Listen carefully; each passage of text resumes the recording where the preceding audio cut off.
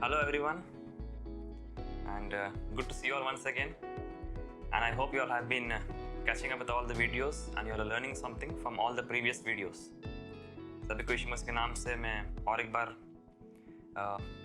निमंत्रण देता हूँ और मैं आशा करता हूँ कि आप बाकी भी जो वीडियोस हम लोग छोड़े हैं और जो टीचिंग है आप सब उससे सुने और आप बहुत कुछ उससे सीख पाएँ.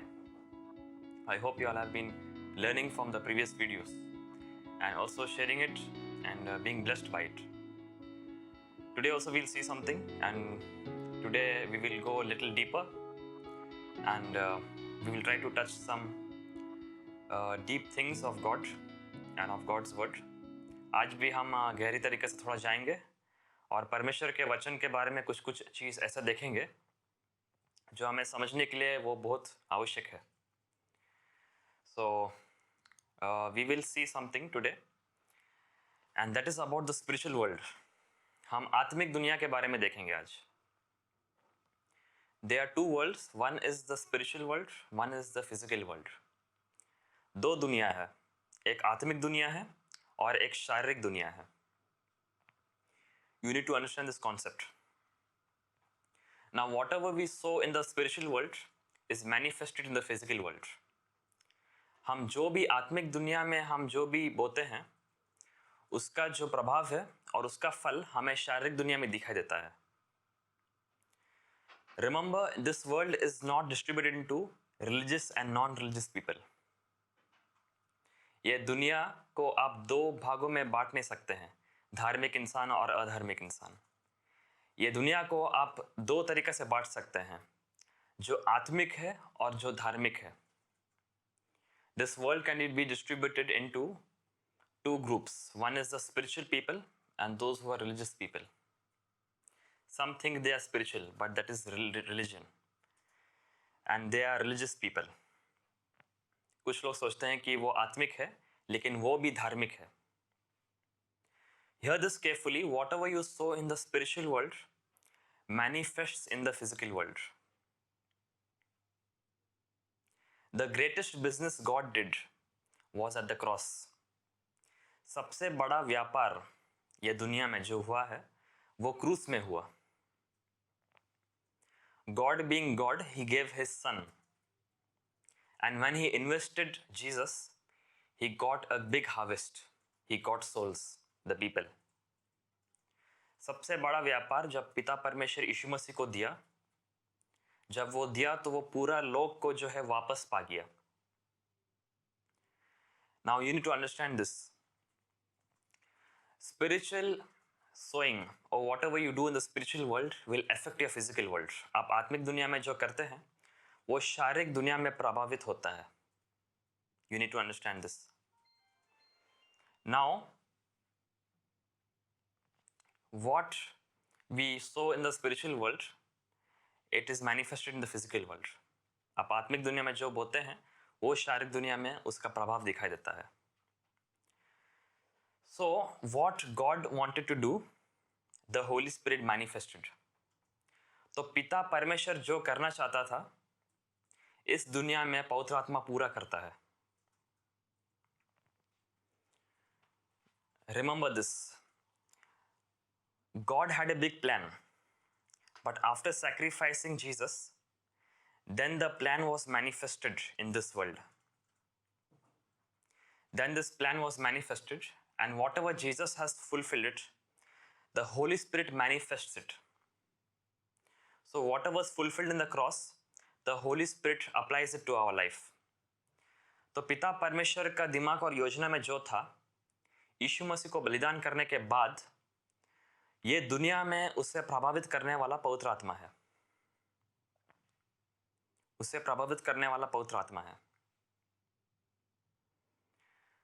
There is Abraham, Isaac and Jacob. Abraham represents God the Father. Isaac represents Jesus. That is why he was sacrificed. And Jacob represents the Holy Spirit. Abraham was promised. Isaac was sacrificed. But Jacob saw the fulfillment.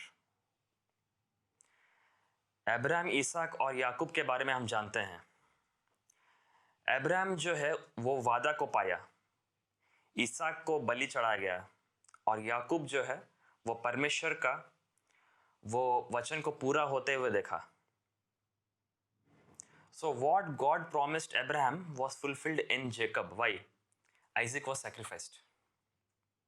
In God's eyes, he saw the willingness of Abraham to sacrifice Isaac. तो जो Abraham को परमेश्वर वादा दिया वो याकूब में पूरा हुआ, क्योंकि इसहाक जो है उसे बलि चढ़ा गया था. परमेश्वर का नजरिया में अब्राहम उसे चढ़ाने के लिए वो राजी था. Now I want to ask you a question. What is the first thing Jesus ate in the Bible? सबसे पहला भोजन यीशु मसीह बाइबल में क्या खाता है? You can post your answers also. You can comment what you think is the first food Jesus ate in the Old Testament. You will say sorry, but Jesus came in the New Testament. आप कहेंगे यीशु मसीह नया नियम में आया. But if you see the story of Abraham in Genesis 18, there are 3 people who come to Abraham. If you study it carefully, one of them is Jesus. अगर आप उत्पत्ति का 18 पद में पढ़ेंगे, 3 लोग अब्राहम के पास आता है और इसमें जो है वो एक व्यक्ति यीशु मसीह रहता है. He is the pre-incarnate Christ before his birth. वो यीशु मसीह है जो उसका जन्म का पहले वो आता है. And Abraham cuts a calf, a cow, and feeds them. And they all of them they eat.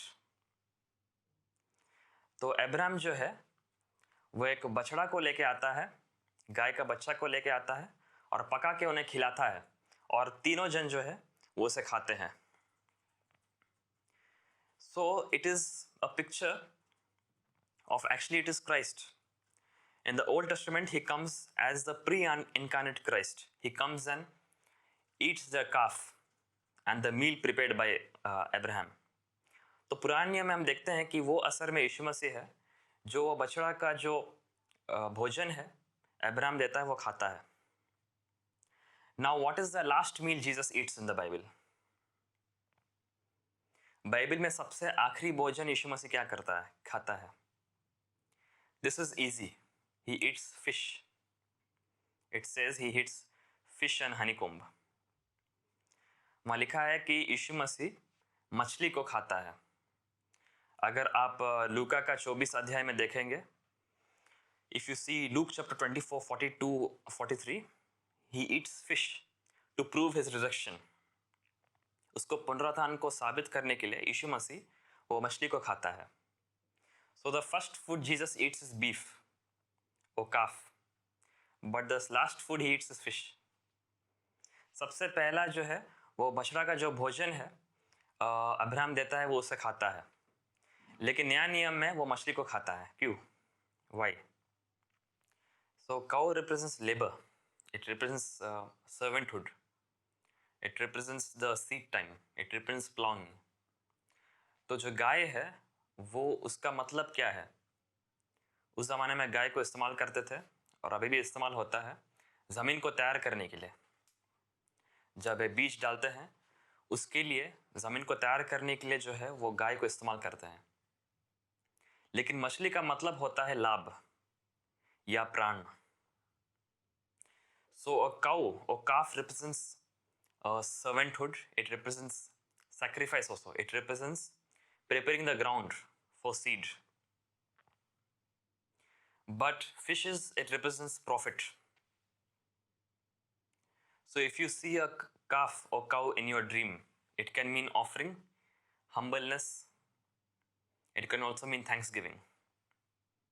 But if you see fishes, it means souls or profit that is going to come to you. Because the Old Testament was a time of seed sowing. तो अगर आपको सपना आता है और आप कोई गाय को देखते हैं या बछड़ा को देखते हैं तो वो दर्शाता है, वो बीज बोना को दर्शाता है, वो नम्रता को दर्शाता है और वो दान को भी दर्शाता है, और वो धन्यवाद का भेंट को भी दर्शा सकता है। लेकिन अगर आप मछली को देखते हैं सपना में, उसका ये मतलब हो सकता है प्राण को बचाना या लाभ को भी दर्शा सकता है। So the Old Testament was a time of seed sowing. So it says Abraham begat Isaac, Isaac begat Jacob. Boaz gave birth. Through his lineage we have David and Solomon and so on. But in the New Testament it says Peter preached the gospel and 3,000 were saved. तो पुराना नियम वो बीज बोने का समय था जब परमेश्वर देखा कि यीशु मसीह का जो बीज है वो सही सलामत पहुंचने सके, ताकि मरियम के द्वारा यीशु मसीह का जन्म उत्पन्न होने सके। So God took care of the seed in the Old Testament so that he can see the harvest in the New Testament.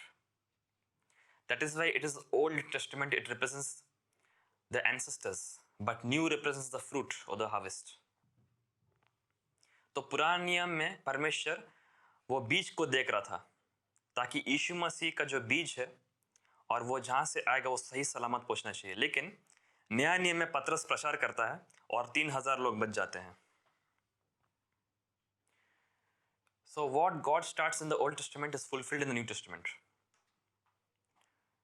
So you need to understand this. ये बोने और जो फल लाने का जो नियम है ये आपको समझना है। Because God made seed time and harvest. क्योंकि परमेश्वर बीज और फल को बनाया। Now the devil also functions in the same principle. शैतान भी जो है वो ऐसा किस्म से काम करता है। So he works in the same manner. Now there are two gods in the Bible. दो परमेश्वर या देवता है बाइबल में। पहला है, आपको पता है, उसका नाम दागोन है। The first one is Dagon. और दूसरा है Molech. The second one is Molech. Now Dagon means a fish god, but Molech means the cow god. So they are one of the two gods in the Bible. In the Old Testament you see, one is Molech, which means the cow god. They would sacrifice the children to that god. And second was Dagon. It was the fertility god or the fish god that gave them blessing or gave them produce in their belief. तो पहला देवता जो है वो गाय का देवता था जो भेंट को लेता था और लोग उसे उसके पास अपने बच्चे लोग को चढ़ाते थे। और दागोन जो है वो एक मछली का देवता था जो उसका शरीर जो है मछली था लेकिन सर जो है इंसान जैसा था, और माना जाता था कि वो देवता उन्हें आशीष देता था या उनके काम को बढ़ाता था। So even the devil demands sacrifice from the people so that he, imitating God, could bless the people.